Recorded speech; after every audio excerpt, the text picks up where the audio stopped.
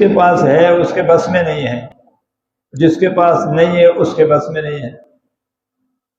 نہیں ہے تو اس کی حکمت ہے تو اس کی حکمت ہے۔ تو جب وہ حکمت سے دیتا ہے تو پھر مجھے تو اعتراض کی ضرورت ہی نہیں ہوئی نا، میں ان حکمتوں کو نہیں جانتا ہوں۔ بہرحال تو اگر اس پر غور کیا جائے تو اس میں بھی اشارہ یہی ملتا ہے کہ تم آپس میں ایک رہو، نہ کسی کی کمی بیان کرو، نہ کسی سے حسد کرو۔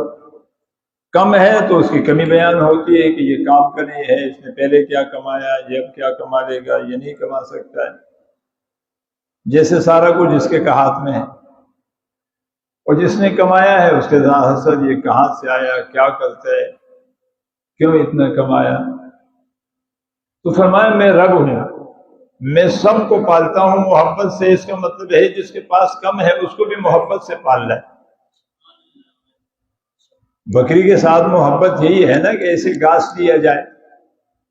اگر بکری کے ساتھ شیر والی محبت شروع ہو جائے، گوشت کھلایا جائے، بھوک سے مر جائے گی نا۔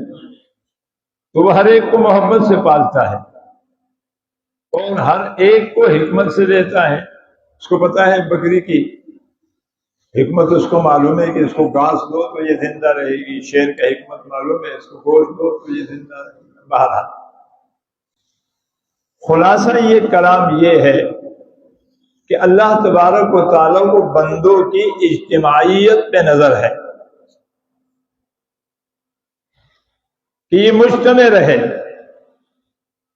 اب ان کی اجتماع کو برقرار رکھنے کے لیے کہ صفت رحمان اور رحیم لا گیا، الرحمن الرحیم، یعنی یہ دونوں صفتیں رحمت سے مشتق ہے۔ وہ بے حد مہربان ہے، کوئی حد و حساب نہیں۔ وہ بے حد رحیم ہے، کوئی حد و حساب نہیں، نہایت رحم کرنے والا ہے۔